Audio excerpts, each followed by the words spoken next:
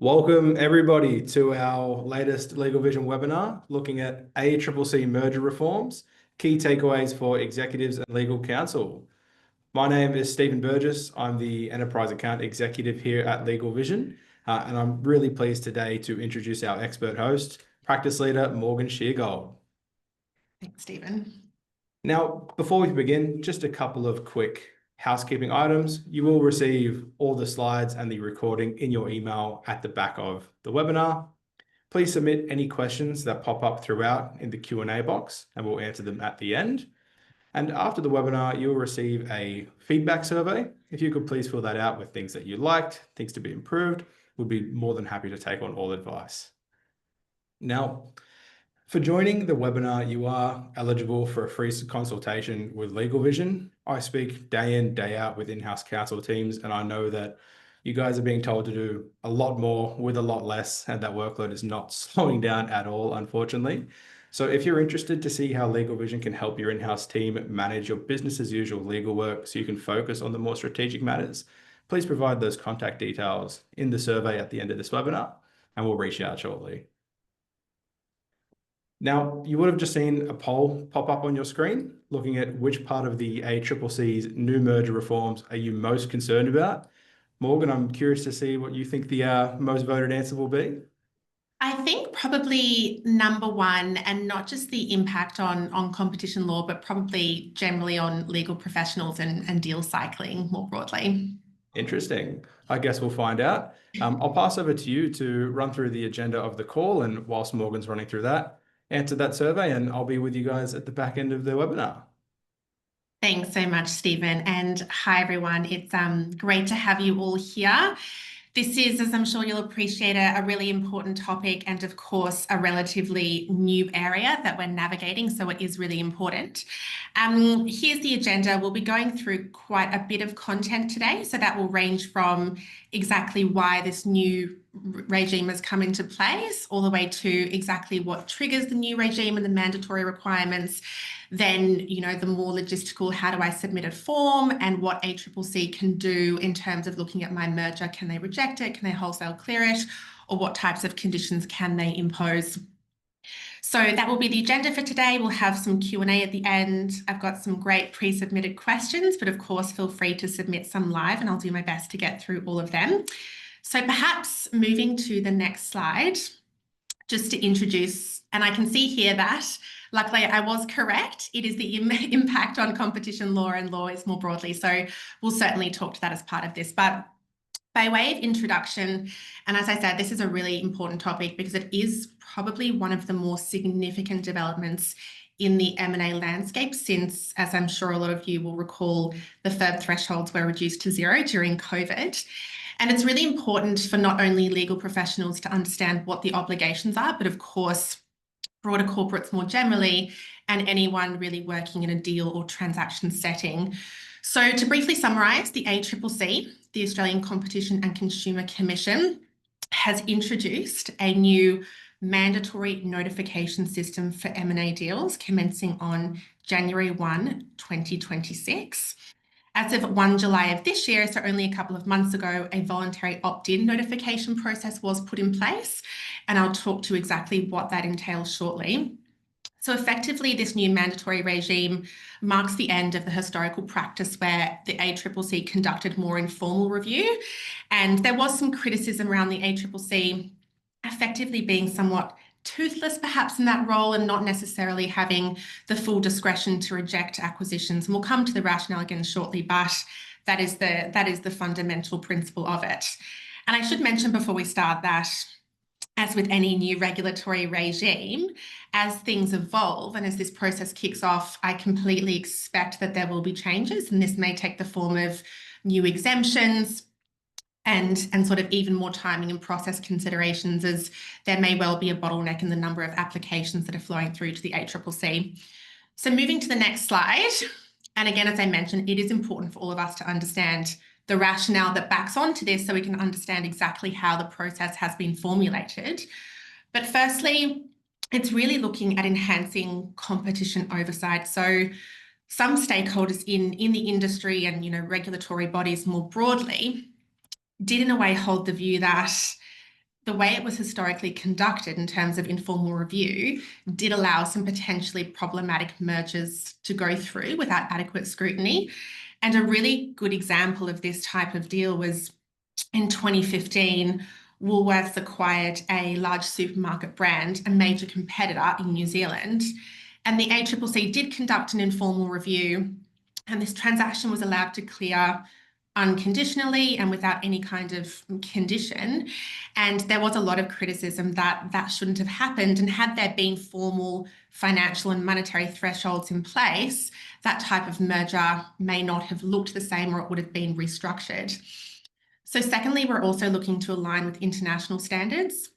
And as many of you, of course, legal professionals on this call would know, is that in the places like the EU and US jurisdictions, pre-merger clearance is really quite common.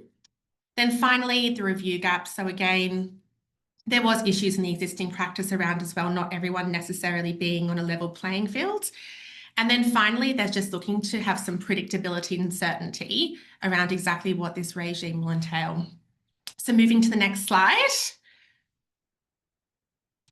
And I've already gone through this, but again, regulatory certainty, responding to rapid market changes. And as well, it's important to note that Australia is a really hot area for mergers and acquisitions. And as we become sort of the forefront of these international deals and we're dealing with multiple jurisdictions, in a way, we do need some alignment between domestic and international standards, as I was saying. So that is also really a fundamental reason for these changes. So the opt-in process is something I mentioned at the start of this call. And this has been in place from 1st of July of this year. So what effectively does this mean is a question that we're getting a lot. So in the 6-month period that we're in, it's important to note that there's actually no legal obligation on companies, targets, acquirers to submit any kind of notification to the ACCC.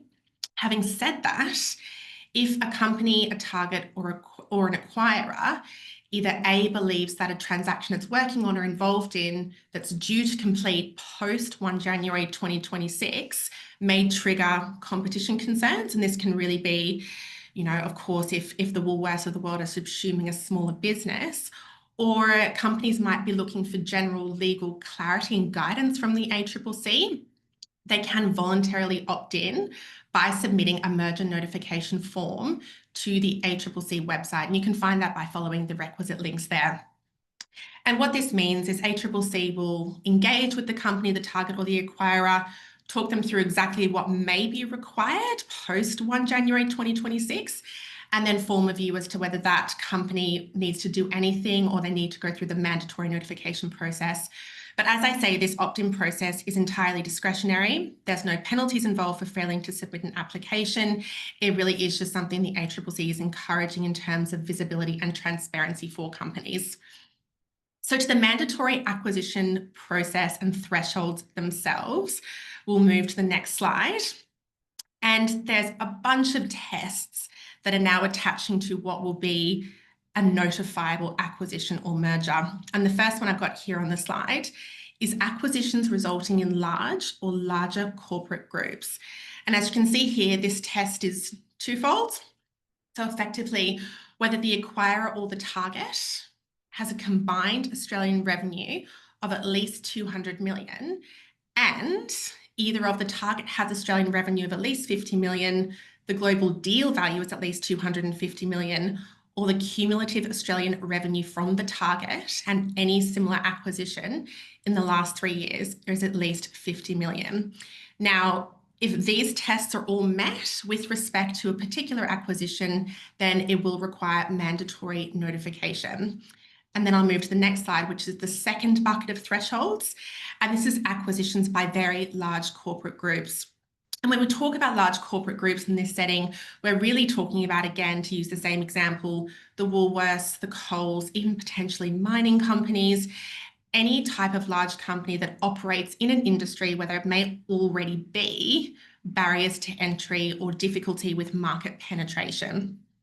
So in terms of the tests for this, which are somewhat similar to what I've just discussed, the tests are the acquirer has an Australian revenue of at least 500 million. And of course, as many of you on the call will appreciate, that's actually a relatively low figure and threshold for some of these large corporate groups. And either of the target has revenue of at least 10 million, or again, the cumulative Australian revenue from the target and any similar acquisition in the last 3 years is at least 10 million. So these broadly are our two buckets of financial thresholds. And if a transaction that you're either involved on, looking to do, acting on, whatever it may be, meets either of these two tests, then it most likely will require notification to the ACCC. However, there are also two additional factors that supplement this, which I'll talk to on the next slide. And the second one being there must be an element of control. And I'll shortly talk to the exemptions, but even if a transaction meets the monetary thresholds that I've just walked you through, the acquiring entity still has to procure an element of control in the target. And when we talk about control, it is again quite similar to the foreign investment board regime, where we're looking at, does the acquirer have the ability to control the major decisions of the target? And this can take the form of many things. So this might be looking at voting rights. Is it weighted? Is it based on equity percentage? And more broadly, what are the governance structures? Does the acquiring entity control the board? If it does, that will, yes, most likely form part of what is considered to be control for the purposes of the test. And finally, again, and this one may seem relatively self-explanatory, but there have already been a few transactions caught by this. Again, it meets the monetary thresholds. There is an element of control, but finally, there has to be a connection with Australia. And it's really important to note that we're not just talking about the acquisition of shares in Australian entities, but we're also talking about the acquisition of shares in Australian entities that hold land. And in that sense, land acquisitions are very much captured by this new mandatory regime. And I can see some pre-submitted questions on that, which I'll very happily talk to at the end of this presentation. So those are the major thresholds, but there are some exemptions to those thresholds. So in circumstances where it's determined that it's met the financial threshold, there's an element of the acquisition of control, and finally the deal is in connection with shares, assets, or otherwise land interests in Australia, the notification will be required. However, it is not required if that particular acquisition is taking part of an insolvency process. And the reason for this is if there's involvement of an administrator, receiver, or liquidator, it wouldn't typically be classed as something that would otherwise have a detrimental impact on competition in the market. If a business is insolvent or struggling, it really is just considered as part of that standard insolvency process that an acquisition may have to occur. Secondly, even the big corporate groups, again, using Woolworths as an example, if there's an internal restructure or reorganisation of the group, that won't trigger the need for ACCC approval. But finally, and perhaps the one that I find most interesting because it hasn't necessarily been teased out fully as part of what it looks like, there is a potential exemption for private equity funds that already hold a controlling interest in that particular company. So we're talking about a circumstance where a PE fund potentially holds 15% equity in a business. That business then goes to make an acquisition. And there may well be an exemption because there's a PE controlling fund. The ACCC says, well, we understand that strategically that is the general nature of a PE fund, that it has controlling interests, and we don't necessarily want to hamper that by putting additional controls and notifications on it. But again, very important to note that the PE exemption is not wholesale. It is very much determined on a case-by-case basis, and also with regard to the particular controlling stake and the PE fund itself. So then we talk about a situation where there's a failure to notify. So a transaction that you're involved in, working on, running, quite clearly meets the monetary thresholds, but there's no notification made in respect of that deal. There are both civil and administrative penalties attaching to that. So in terms of the civil penalties, they are relatively large. And of course, this is why we encourage people to, do the sniff test and submit, or get a lawyer to submit if you have concerns. And the monetary penalties attaching will be the greater of $10 million, 3 times the actual deal value. So if it's in respect of a $250 million deal, the penalty will be $750 million, or thirdly, 10% of the turnover of the acquiring entity that attempted to do the transaction. And again, 10% of the annual turnover of some of the businesses that we're talking about will of course even be in the hundreds of millions, if not billions. So the penalties are quite severe. In terms of what the ACCC can do, it can say, we're not only imposing these civil and monetary penalties, but you need to unwind the transaction and we will be declaring it legally void. And of course, for those lawyers on the call, we may know that unwinding and divesting businesses is often more difficult and more convoluted than doing the acquisition itself. So the overarching principle is, if you have concern, please submit or talk to a lawyer in order to understand exactly what the process looks like. Now, just one other thing to mention before we go to notification here is, I've just talked about the monetary thresholds that attach to notifications, but there is another bucket of transactions that trigger the need for mandatory notification. And this is perhaps, at least in my view, one of the more problematic aspects of the new regime.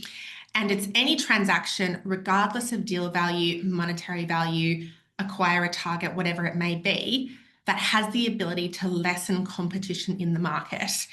And the difficulty with that kind of test, as many of you would know, is the nature of M&A deals and the M&A landscape more broadly is, in reality, all transactions effectively could be seen to be lessening competition, because you're buying up, you're selling, you're dissolving, subsuming whatever company it may be. And that is one of the more problematic aspects, is what I would say. So if you have concern that a transaction you are doing may lessen competition, and that is the phrase that they're using, again, you will need to potentially go through the mandatory notification process, but it needs to be balanced against exactly what lessening competition means. And in forming that view, or when legal practitioners are forming that view, there needs to be regard to barriers to entry in the market, how easily can other competitors get into the market, in order to form a view as to whether the acquisition of an entity is in fact lessening competition. But it is really important to note that there is that broader test that really sits an umbrella over everything that I've just gone through in terms of the actual monetary thresholds. Now, in terms of the process itself, so at this stage, hypothetically, you've established that the transaction either will lessen competition or it meets the tests, then the process itself can be quite onerous, is what I would say.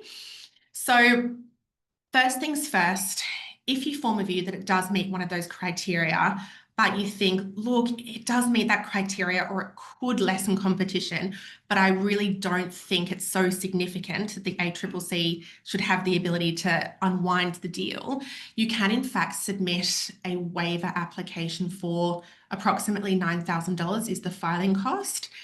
And this waiver application should include a summary of the deal terms, though of course you need to be careful around disclosure around exactly how those deal terms are drafted, a brief summary of the acquirer and the target, and then generally what the intent of the deal is. It doesn't necessarily need to be more than a couple of pages. In terms of the waiver applications, the ACCC will then look at it and say, look, we agree with you, notwithstanding that, technically on the face of it, it may meet the test. It's not really a concern and it doesn't really fall into the remit of exactly the problems that we're looking to target. And they will say, we've waived the application, you can go forward.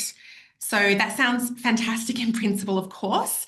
They have said that they're aiming to review all waiver applications once submitted within 20 business days. As to whether that's achievable in practice, I think will probably be a different conversation at the same time. But also every waiver application will be made publicly available on the ACCC's acquisitions register. So like I was saying, even if you go through a waiver process, you do need to be very careful, of course, just from a confidentiality and general legal perspective around exactly what you're saying about the deal terms, whether you are in fact disclosing purchase price, the mechanics around the payment, the exact intention, because inevitably that information will be made available to a broader audience. So in terms of the next step, if in fact the transaction very much meets the monetary threshold, and there is really a concern around competition. So again, we're talking about Woolworths acquiring Coles. That very clearly is not something that the ACCC would normally just wave through. So if we move to the next slide, I'll talk about what that more formal process looks like. And funnily enough, well, not funnily enough, I think it's a great move, but it starts with pre-notification engagement, which is something the ACCC is actually really actively encouraging, which I do think is good. As to whether, again, in practice, this will be workable is another question. But the ACCC has said if your transaction very clearly is problematic, please come to us within 30 days of actually making any formal notification and just discuss the deal with us. So let's talk about what the competitive landscape is, who the players are, what the intention behind the deal is, and let's try and figure out what the best approach to the notification process is. Now, they are asking people that go through this engagement process to come prepared. So come with market analysis, come with your financial statements, come with P&L balance sheets in respect of not only yourself, but the target entity in which the transaction is intended to occur. And of course, if the target entity holds certain assets, like I was saying, leasehold assets and land interests, that should also form part of the information provided during this pre-notification engagement. So during this, and it's important to be clear, ASIC won't waive the matter, they won't clear the transaction. It is very much a conversation piece that just starts off the formal notification process, and it's just designed to create efficiency in what happens next. So if we move to what happens next, as part of that pre-notification engagement process, in terms of the next slide, we'll go through the two different outcomes that can come out of that. So ACCC will say to you, we've had a discussion, we really appreciate the information you provided. We think one of two things.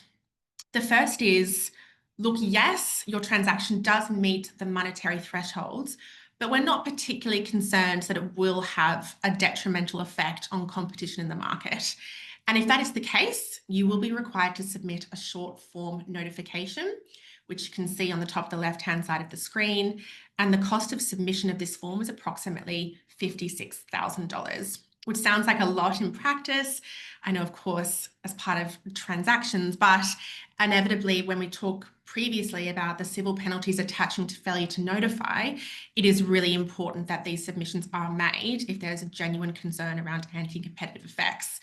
So in that case, I'll say submit the short form notification, which is fine, but there is also a long form notification. And the ACCC will require this from participants if the transaction is considered particularly convoluted, it contains an element or there's a risk of potential market dominance or anti-competitive effects, and or if there's a vertical or horizontal integration. Now, the long form notification really includes all of the same information you would provide under the short form, competitive analysis, landscape analysis, etc. However, the information needs to be a deeper level of detail, and it can often be up to 20 or 30 pages. Again, talking about the cost of a long form notification, this will depend on the deal value of the deal you're disclosing against. So it can range anywhere from $500,000 to $1.5 million if it's a particularly big transaction. So following these two things, we then move to what's on the right-hand side of the screen, which is the actual review period.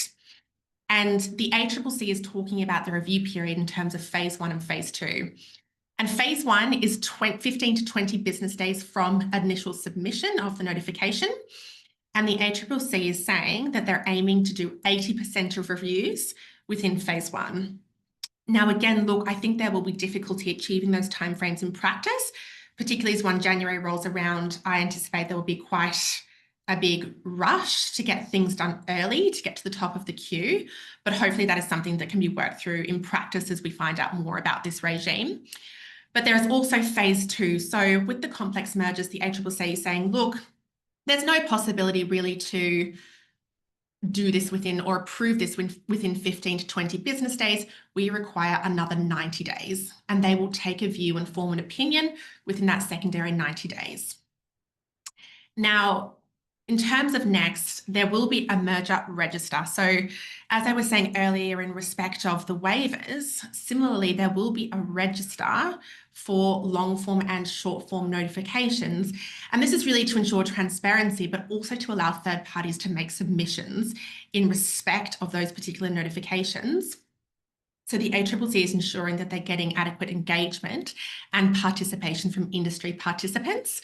So this will include a summary of the notified mergers and then the status of each review, including whether the merger was cleared, rejected, or subject to conditions. Now, again, in practice, this is great, but I do think, again, as lawyers, there will be conversations around disclosure and confidentiality, because inevitably, if a merger has not been cleared and then is rejected and parties can see that there was an intended transaction, it may in fact encourage other parties to then come in and either buy the company for a lower price or whatever it may be. So that, I think, will be something that we need to look really closely at as to how that evolves. So conditions and remedies, as I was saying, the ACCC can clear it or they can wholesale reject it. But what I suspect will be the more common middle ground is that with particularly complex or contentious mergers, the ACCC will impose conditions. And what the ACCC is saying is, look, we really don't want to do anything that hinders commercial interest or efficiency, but again, we need to balance that against the need to preserve competition. So the two most likely conditions that we will go with, of course, depending on the deal structure and the transaction more broadly, is one, a divestiture, so requiring the sale of certain assets or business units of the acquirer.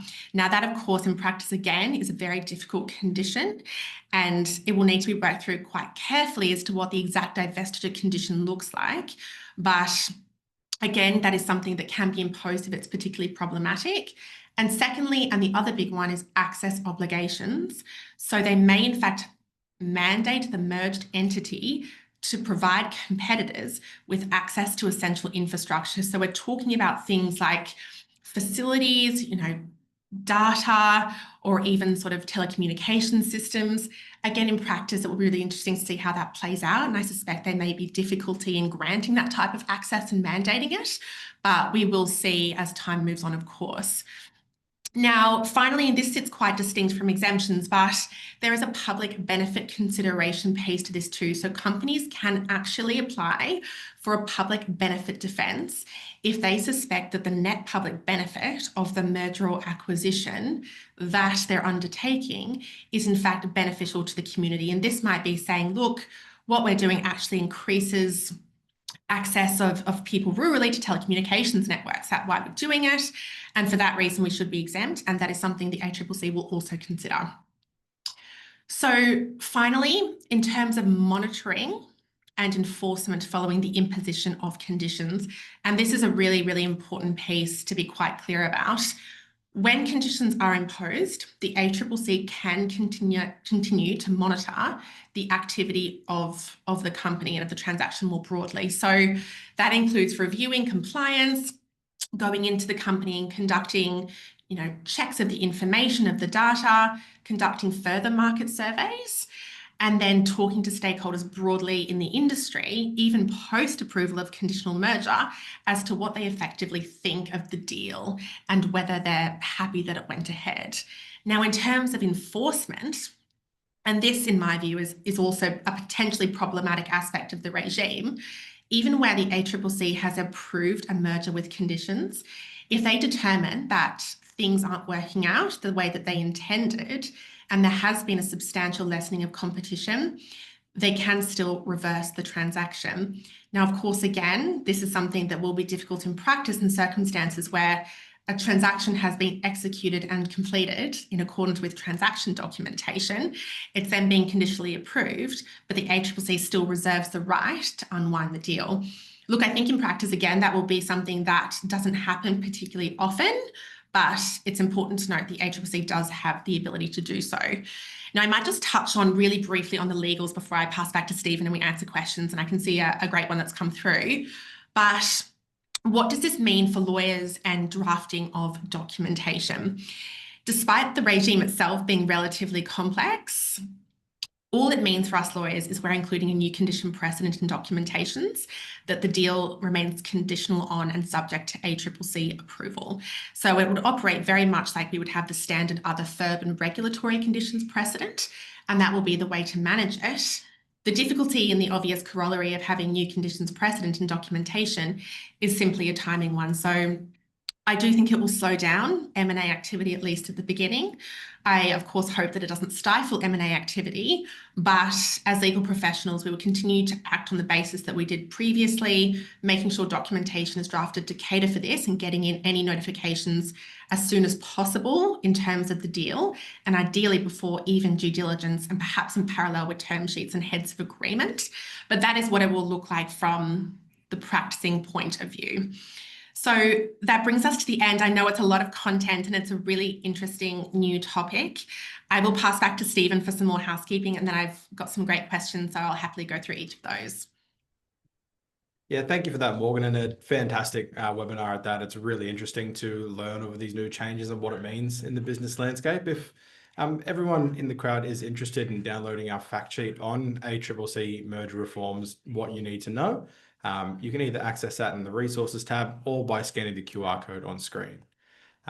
Also, feel free to join us for our next webinar. We'd love to have you there, looking at managing psychosocial risks, employer and legal counsel responsibilities, which will be on the 2nd of October at 11 a.m. AEST.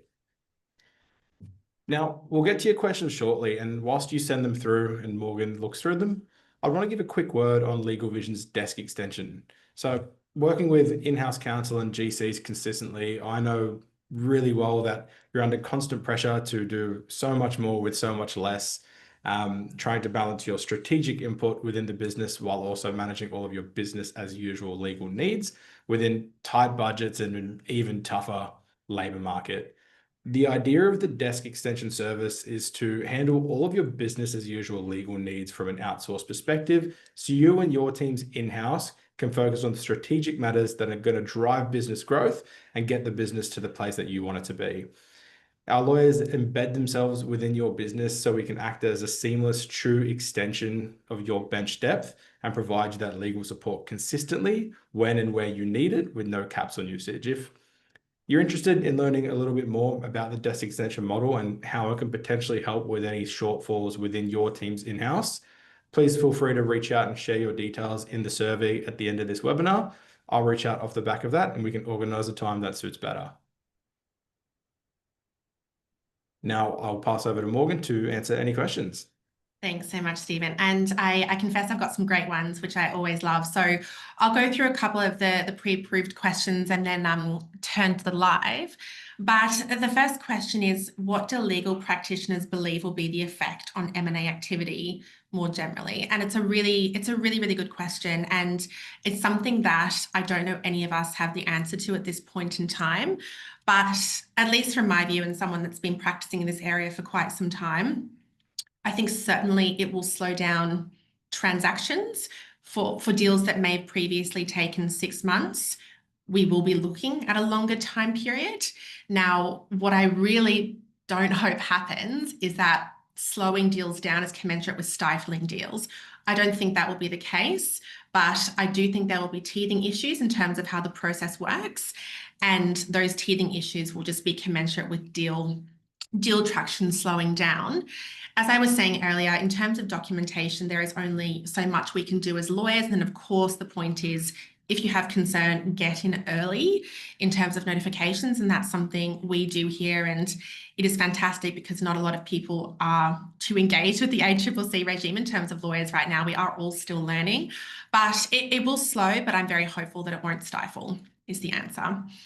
So next, is the ACCC considering exemptions or carve-outs for charities or those organisations providing human services in the community? And that's another really good question. So the answer is no, there is no exemption for that. But as I mentioned at the back end of the presentation, there is something called the public benefit test. And as I was saying, if a deal that otherwise would meet the monetary thresholds or generally does have the ability to lessen competition would otherwise benefit the public, and of course that would take into account whatever that charitable organisation was doing, the human and social effect, there is an argument to be made that the M&A deal should proceed on the public benefit test basis. Again, it will be interesting to see what that looks like in practice, and I think in part as to what that test does and who it applies to will be flushed out when we see the register and the types of deals uploaded to the register come through as soon as this new process starts. Now, the next one, do the ACCC's merger changes disadvantage developers who rely on JV and fund through models? And this is another really good question. And unfortunately, my answer is yes. So developers, as is the case, of course, and as is normal and customary, who make serial acquisitions, even if individually below the thresholds, can still be targeted and scrutinised due to the cumulative effect.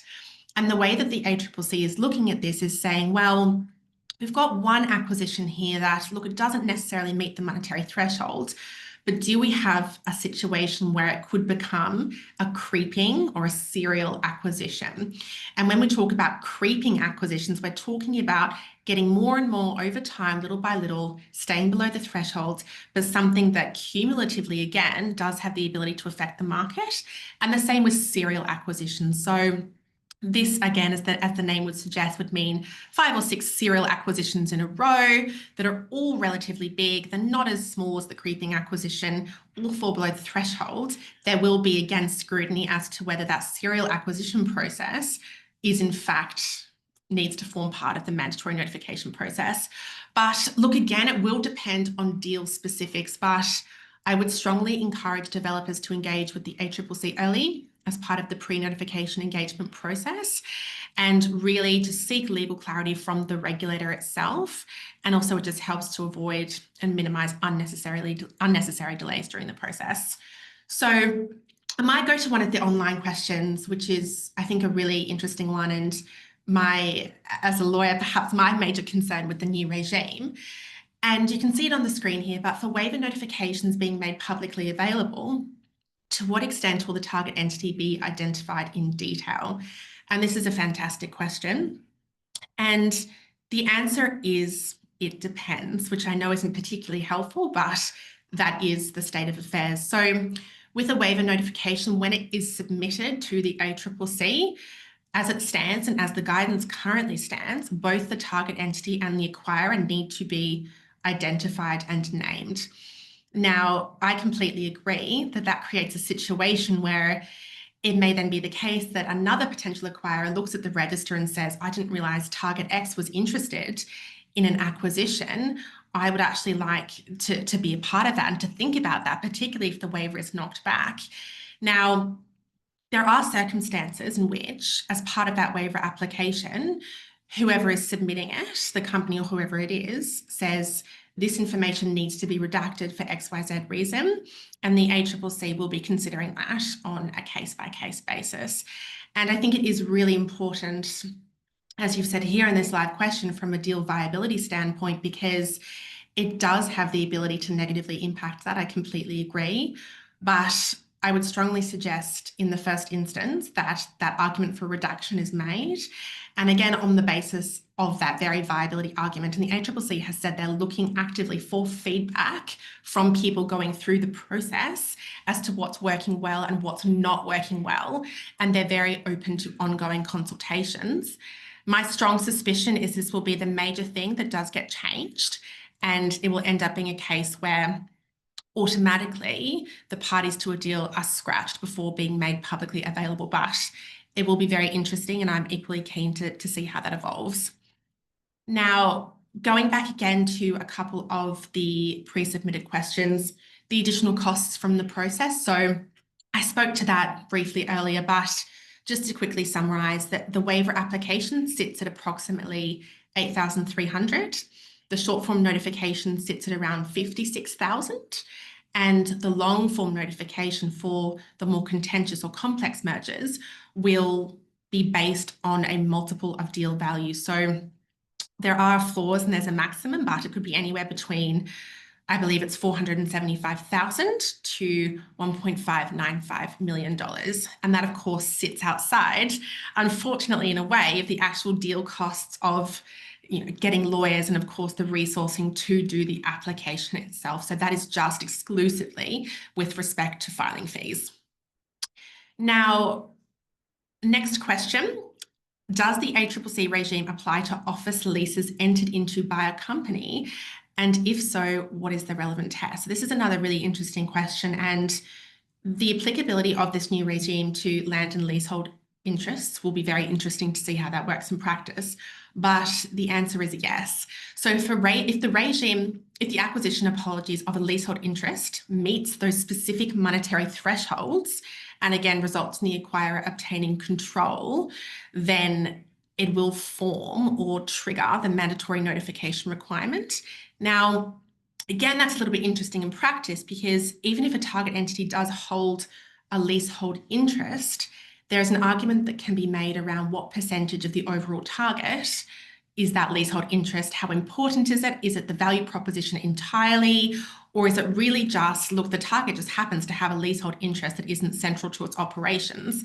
And I suspect in circumstances where the primary value proposition of the target sits in the leasehold interest, then it will fall within the mandatory regime. But that is something that each company on submitting one of these notifications will need to work through in terms of splitting out the requisite percentage of assets. So the final pre-submitted question, and again, it dovetails with what I was just saying, but how the test works for leases. So again, it's the same. If a target entity holds the leasehold interest and it meets the monetary thresholds, it will apply. So by way of an example, if acquirer X has the annual revenue turnover of 500 million, and then the target has an annual revenue of 10 million and it holds either a significant land interest or leasehold interest, then yes, it will be triggered. So the difficulty with that is, in that circumstance, because we're also talking about land and leasehold interests, there may well be, and again, it's deal by deal basis, but need to be an associated FIRB application, particularly if the acquirer is a foreign one. So land, we will see an uptick of circumstances where the land acquisition requires both FIRB and ACCC approval. And look, again, unfortunately, there is a timing piece to that. So we know that FIRB can take up to 8 months, if not a year, depending on complexity. And similarly, we'll see how the ACCC pans out with the timing that they've said they're committed to. Of course, in practice, sometimes things can be a little bit different, but the simple answer is yes, it will also be triggered if it meets those thresholds. It is just a matter of considering on a case-by-case basis the importance and or percentage of that land or leasehold interest in the target entity that's being acquired as part of the deal in question. And now the final question again, which I also really like: how can lawyers help? It's a great question. Lawyers can help in a couple of ways. So firstly, ensuring that transaction documentation is structured in a compliant way. And by that, I mean really being specific about including an ACCC condition precedent. If a document doesn't do that and the ACCC subsequently finds out, there will be trouble associated with that. And secondly, apart from the documentation piece and making sure the conditions are tight and narrow, also doing the actual application work. So of course, as lawyers, we need to be provided with the information around P&L statements, financial statements, but the real benefit of a lawyer in this process is understanding where there is nuance and where, notwithstanding it may be automatically triggered, or there is concern that it could lessen competition, we need to understand all the grey areas where potentially there is room to argue otherwise. And that's where the role of the lawyer will come in, similarly around disclosure requirements, as per the live question that was earlier. We're bang on time, so I might end the questions there. I can see a few more that I'm very happy to answer offline. But I thank you all so much for coming. This is a really interesting area, and I'm really glad to have had this opportunity to go through it with you. So Stephen, I'll pass to you to wrap up. Yeah, thank you for that, Morgan. And thank you everybody for coming. That is all we have time for today. Look, sorry if we haven't answered any of your questions, but if we have not, please reach out in the survey. And if you're interested in learning how LegalVision's desk extension solution can help manage that increasing workload of BAU versus strategic work, remember to put your information in that survey after the webinar. Whilst these are free webinars, we're always more than happy to value your feedback. So please complete that survey with anything you think we've done right and anything you think we could improve on. Appreciate you all for joining us and look forward to seeing you at the next one. Thanks, everyone.